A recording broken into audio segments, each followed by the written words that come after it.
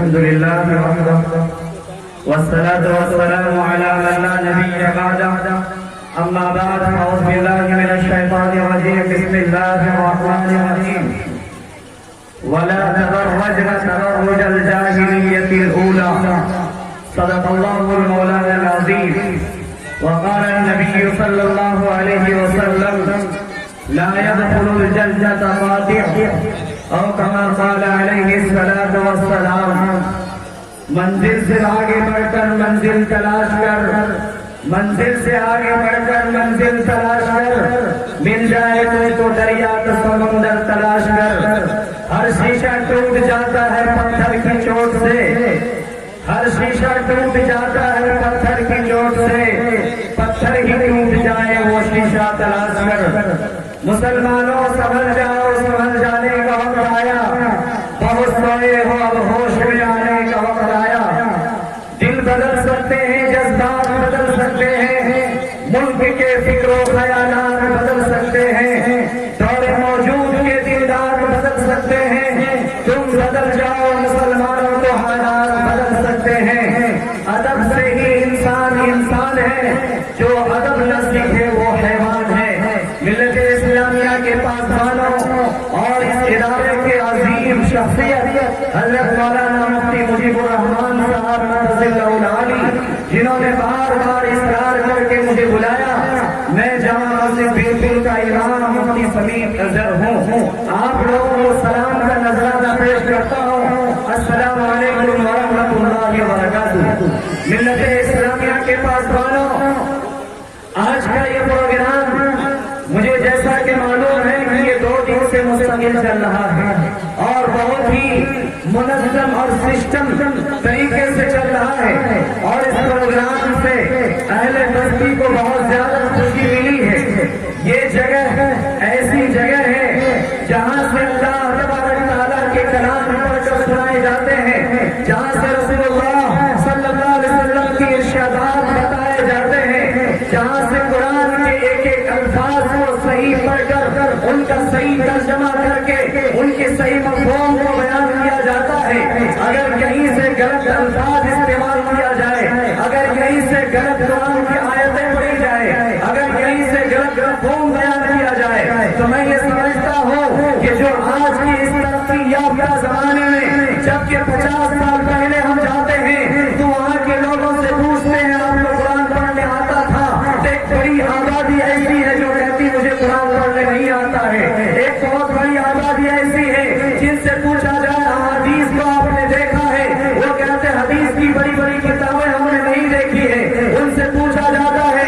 کیا صحابہ کے واقعات آپ کے پاس پہنچا ہے وہ کہتے ہیں مجھے کچھ نہیں پتا ہے لیکن آج حضرت مولانا مفتی مجیب الرحمان صاحب اور اس طرح کے جتنے بھی علماء کرام جو آپ کے لیے کاوش کر رہے ہیں جو آپ کے لیے محنت کر رہے ہیں جنہوں نے یہ شجر لگایا ہے جنہوں نے آپ کے بچے کو ادب تہذیب اور تعلیم دیا ہے جنہوں نے آپ کے بچوں کو باسلیقہ بنایا ہے وہ اس بات کا ثبوت دیا ہے کہ کل کا زمانہ کچھ اور تھا آج کا زمانہ کچھ اور ہے اور یہ ادارہ اسی طرح سے چلتا رہے گا تو انشاءاللہ ایک وقت آئے گا جو پورے علاقے کے لیے ایک تناور درخت بنے گا اور یہاں کی بچی نکاح میں نکلنے والی ہوگی اور یہاں کی مائیں اور بہنیں نمازی ہوگی تہجد گزار ہوگی قرآن صحیح سے پڑھنے والی ہوگی کیونکہ آج کا بچہ جب پڑھے گا محنت کرے گا انہی کلیوں کا حق ہے لذت لطف بہارا کا جو کلیاں ابتدائے عمر سے کانٹوں میں پلتی ہے حضرت اسلام اس بچے پر جس طرح سے محنت کیا جائے گا وہ بچہ کل کے مستقبل کا ایک چراغ روشن کرے گا مستقبل کا نمبر انسان بنے گا علاقے کے لیے ایک نقش چھوڑے گا علاقے کے لیے تاریخ قائم کرے گا اور یہ مثال ہوگی اس بات کی کہ آپ کے علاقے میں بہت جلد تبدیلی آنے والی ہے اور یہ ایسی تبدیلی جس کے بارے میں آپ نے کبھی سپنا نہیں دیکھا ہوگا کبھی خواب نہیں دیکھا ہوگا ہم تو فاطمہ الزہرا البنات کا چند سال پہلے نام بھی نہیں سنا تھا لیکن جب نام سنا تو دیکھا کہ اتنی بڑی آبادی آج قرآن کے سائے میں حدیث کے سائے میں بیٹھے ہوئے ہیں اتنا عالیشان مکان کو انہوں نے بنا کر کے کھڑا کیا ہے اور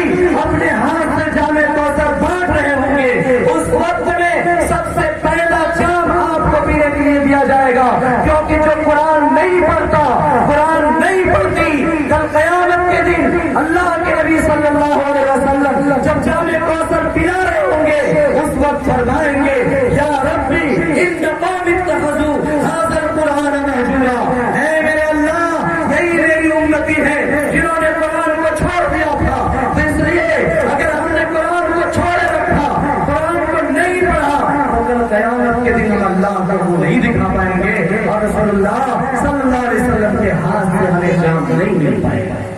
میری ماں اور بہنوں، آپ سب سے بڑے خوش نصیب ہیں، وَلَا تَبَرَّجْنَ تَبَرُّجَ الْجَاهِلِيَّةِ الْأُولَىٰ، تم اس طرح سے بناؤ سنگار کر کے نہ نکلا کرو جس طرح سے زمانہ جاہلیت میں بن سور کر کے عورتیں نکلا کرتی تھی، ان کو آلو بیچا جاتا تھا، پیاز بیچا جاتا تھا اور سامان بیچا جاتا تھا، جس طرح سے سامان کی فروخت ہوتی تھی اسی طرح سے عورتوں کی عزتوں کو فروخت کیا جاتا تھا، لیکن قربان جائیے شہنشاہ جناب محمد رسول اللہ صلی اللہ علیہ وسلم کی ذات گرامی پر اللہ تبارک تعالیٰ نے قرآن کے اندر فرمایا وَقَرْنَ فِي بُيُوتِكُنَّ وَلَا تَبَرَّجْنَ تَبَرُّجَ الْجَاهِلِيَّةِ الْأُولَىٰ وَأَقِمْنَ الصَّلَاةَ وَآتِينَ الزَّكَاةَ، اللہ تعالیٰ نے فرمایا عورتوں کی جماعت اپنے گھروں میں قرار پکڑ کر کے رہو، بناؤ سنگار کر کے باہر نہ نکلا کرو، کیونکہ تمہارا شکاری تمہارے لیے تیار کھڑا ہے، وہ تمہاری عزتوں کو لوٹنا چاہے گا، وہ تمہیں بہلائے گا، وہ تمہیں پھسلائے گا۔ ایک بھیڑیا نے بکریوں کے نیور سے جا کر کے کہا کہ اب سرکار بدل گئی ہے، اب ماحول بدل گیا ہے، اس لیے ایسا کام کیجیے،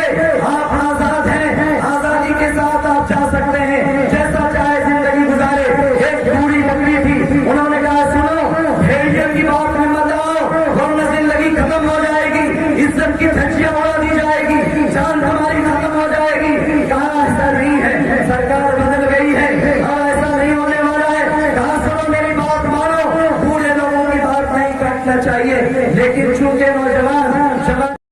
کھیت میں جنگلوں میں چلنے کے لیے گئی، وہی بھیڑیا جو اعلان کر رہا تھا کہ اب کوئی نکلے گا اس پر ظلم نہیں کیا جائے گا، انصاف کیا جائے گا، اس کے ساتھ کسی کی عزت سے کھیلا نہیں جائے گا، جان کو خطرے میں نہیں لیا جائے گا، وہی بھیڑیا شکار میں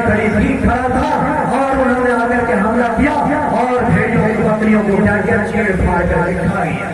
میری اور محمد اسلام کی مقدس شہزادیوں، دنیا ہماری عزت کے پیچھے لگی ہے، دنیا ہمیں نقاب سے پار کرنا چاہتی ہے، دنیا ہمیں قرآن سے الگ لے جانا چاہتی ہے، دنیا چاہتی ہے کہ ان کے پاس عزت حیا اور شرم نہ رہے۔ آپ کبھی بھی اس چیز کو مت عمل کیجیے گا اور اللہ کے قرآن کو، رسول اللہ صلی اللہ علیہ وسلم کے فرمان کو سینے سے لگائے رکھیے گا، اللہ تعالیٰ دنیا میں بھی عزت عطا فرمائے گا اور آخرت میں کسی چیز کی کمی نہیں ہوگی۔ اللہ تعالیٰ سے دعا کیجیے اللہ تعالیٰ ہم سب کو کہنے سننے سے زیادہ عمل کرنے کی توفیق نصیب فرمائے۔